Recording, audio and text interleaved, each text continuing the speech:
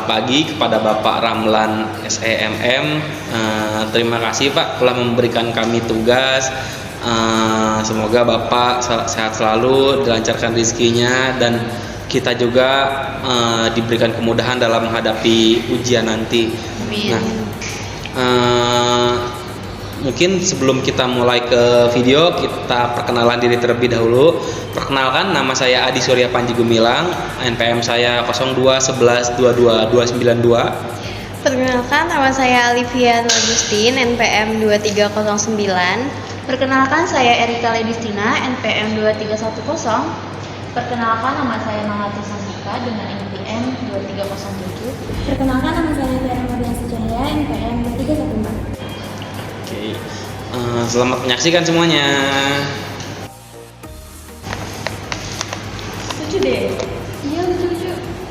Rapi gak sih kembangannya? Rapi. Bulannya juga bagus. Iya. Guys, lihat deh. Masa ada ikan lele bumbu kuning tau di Shopee? Noh. Oh iya. Udah ada aja ya? Makanya ikan lele bumbu kuning loh dijual di Shopee.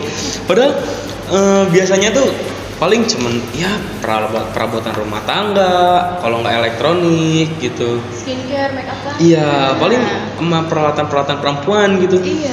Kok sekarang tiba-tiba ada ikan lele bumbu kuning di Shopee gitu. Tapi ya sih bener juga, di era sekarang nih kalau mau apa-apa tuh gampang banget deh. Lewat HP aja udah semuanya bisa deh terpenuhi. Mau belanja tinggal klik, mau makan juga tinggal klik. Jadi udah gampang banget sekarang. Jadi seberapa jauh ya sekarang perkembangan teknologi informasi ini? Kayaknya cukup jauh ya perkembangan teknologi ini. Terlebih kayaknya tuh akhir-akhir ini semakin pesat gitu perkembangan teknologi.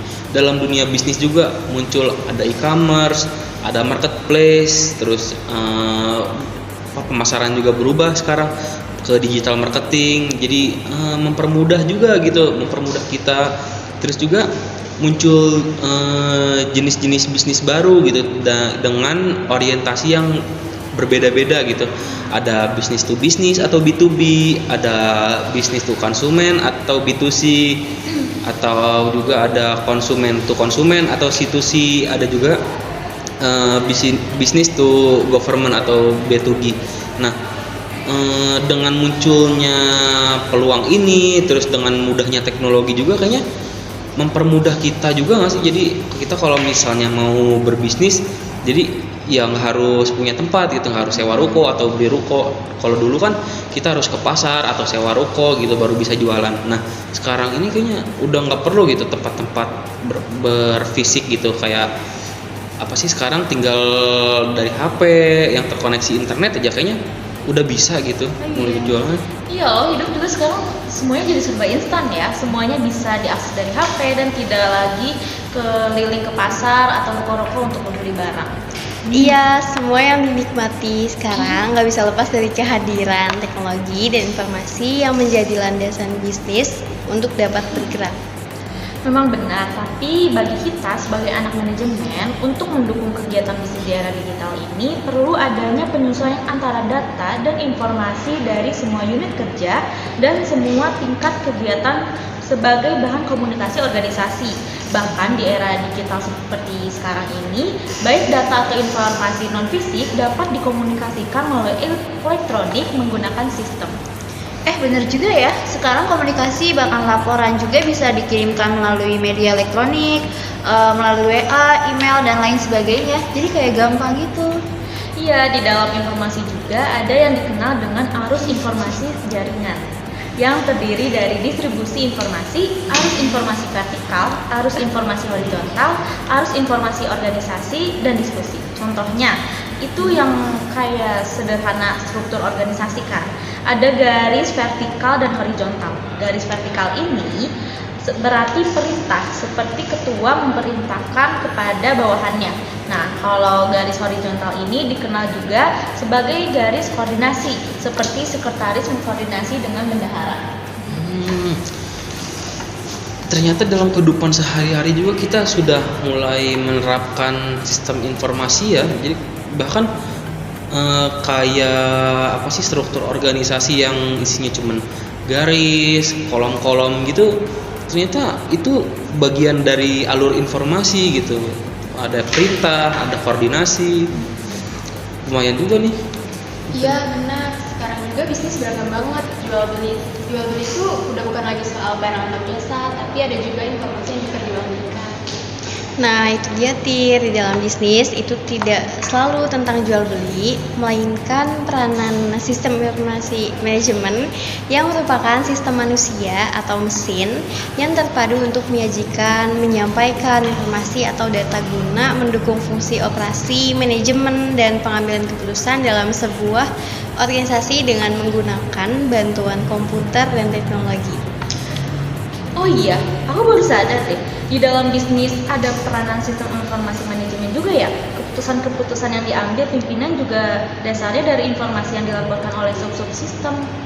Iya, sistem informasi manajemen untuk pendukung pengambilan keputusan, yaitu model dari sistem dengan mana keputusan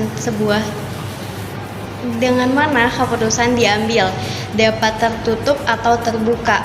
Sebuah sistem keputusan tertutup menganggap bahwa keputusan dipisah dari masukan yang tidak diketahui dari lingkungan. Dalam sistem ini, pengambil keputusan dianggap mengetahui semua perangkat alternatif dan semua akibat atau hasilnya masing-masing. SIM juga punya fungsi yang sangat penting loh. Selain mendukung kegiatan-kegiatan usaha operasional, mendukung pengambilan keputusan manajemen, dan mendukung strategi untuk keunggulan kompetitif, SIM juga dapat mendorong perusahaan untuk meningkatkan efisiensi operasional, memperkenalkan inovasi dalam bisnis, dan membangun sumber-sumber informasi strategis yang pada awalnya diawali oleh proses penyampaian informasi ke unsur pimpinan, dan unsur pimpinan mengeluarkan kebijakan atau perintah. Nah, begitu juga dengan data. Seringkali data ini dianggap sebagai formalitas aja, padahal perannya ini sangat penting dan menjadi sumber daya yang paling berharga bagi organisasi yang modern. Sama aja kayak yang udah jelasin sama Erika tadi tentang fungsi dan SIM.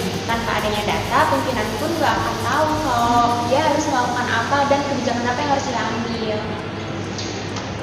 Sering kali gitu ya, dianggap sebagai formalitas ya cuman bikin repot doang. Padahal kalau udah dijelasin, jadi jelas gak sih kayak ternyata data dan informasi ini penting banget bagi dasar pengambilan keputusan.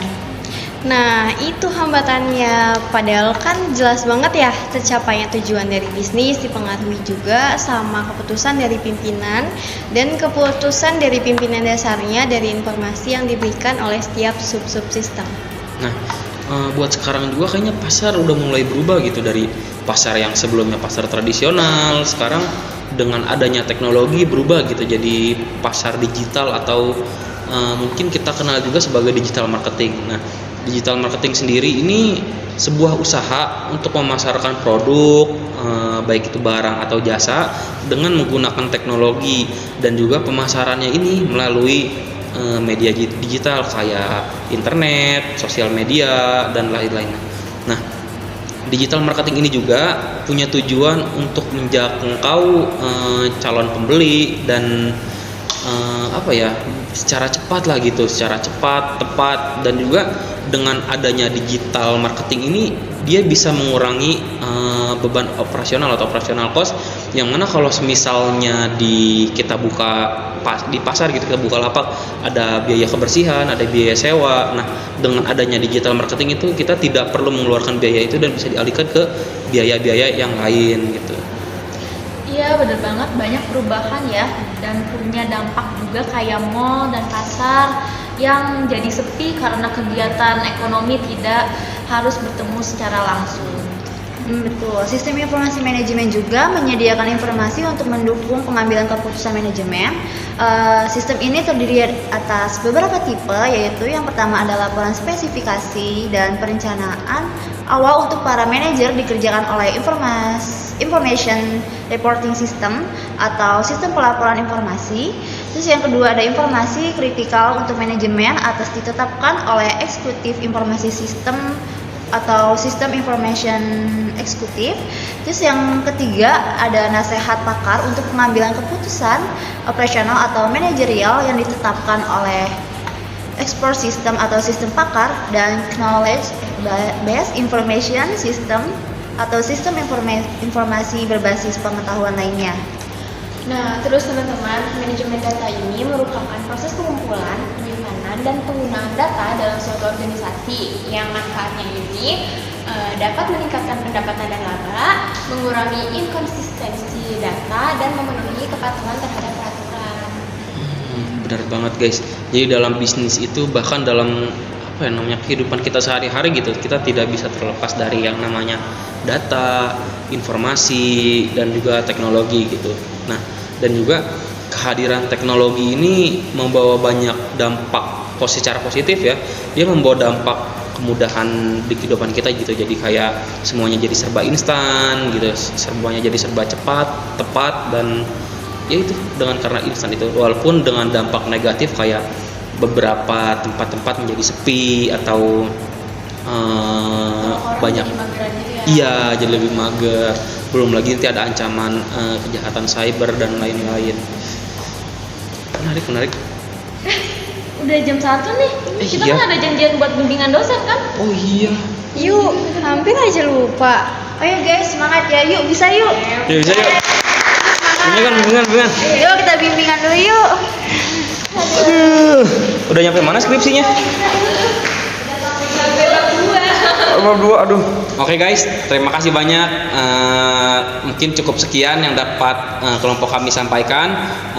Semoga ilmu yang tadi kami sampaikan dapat diterapkan dengan baik dan dapat diterima serta dapat menjadi manfaat untuk kita semua. Mungkin cukup sekian yang dapat kelompok kami sampaikan. Terima kasih banyak dan see you next time guys. Dah.